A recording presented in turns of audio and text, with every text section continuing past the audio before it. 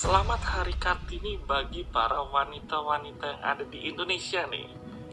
Jadi kita harus semangat dengan adanya emansipasi wanita ini. Jangan seperti market hari ini ya, yang lesu nih, nggak semangat. Kenapa? Karena indeks kita ini kan di penutupan sesi kedua ini turun ya, di bawah angka 6.000 nih, ada di angka 5.993. Jadi kalau kita lihat ini total transaksi kita juga di indeks IHSG ini juga nggak menarik ya, karena ada di bawah angka 10 triliun. Padahal kalau kita lihat rata-rata indeks itu kan transaksinya ada di angka 10 triliunan ke atas, tapi hari ini total transaksi kita itu hanya 7,5 triliun saja, dan untuk asing juga masih melakukan aksi net sell.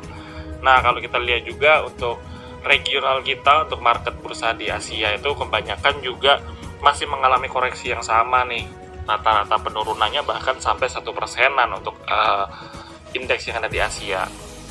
Nah, kalau kita lihat kenapa indeks di Asia atau market-market di Asia ini turun, salah satu penyebabnya itu adalah angka COVID-19 nih, yang ternyata meningkat ya, khususnya di negara India dan juga di negara Jepang. Nah, untuk berita selanjutnya ada di laporan keuangan nih. Jadi ini kan udah selesai nih first Q-nya. Jadi musim result first Q tiba dari bulan April, dan biasanya sektor banking itu akan memulai mengeluarkan resultnya. Jadi kalau kita lihat ini udah ada beberapa bank yang bakal keluar. Yang pertama itu ada Bank BTN dan Bank BCA di tanggal 22 April besok. Terus menyusul Bank BNI, Bank Jabar, Mandiri, sama Bank Danamon nanti sama-sama di akhir bulan April lah kalau kita lihat. Jadi kita tunggu aja, semoga resultnya kalau bagus harusnya bisa ngedongkrak IHSG kita. Dan untuk saham yang masih menurut saya masih menarik itu ada di yang pertama, ada di Kimia Farma. Kimia Farma ini kalau kita lihat secara teknikal ini kan udah mulai menguat ya, udah mulai rebound dari garis downtrendnya. Dan kalau kita lihat juga untuk volume pembeliannya ini juga cukup besar ya. Jadi harusnya masih bisa, kalau mau buy di harga sekarang tuh masih menarik. Untuk resistennya ada di angka 3.700. Lalu ada lagi saham-saham properti seperti SMRA sama CTRA dan juga BSDE, karena kalau kita lihat tiga perusahaan ini memiliki marketing sales penjualannya cukup bagus ya. Jadi harusnya masih memiliki katalis positif lah untuk saham-saham properti.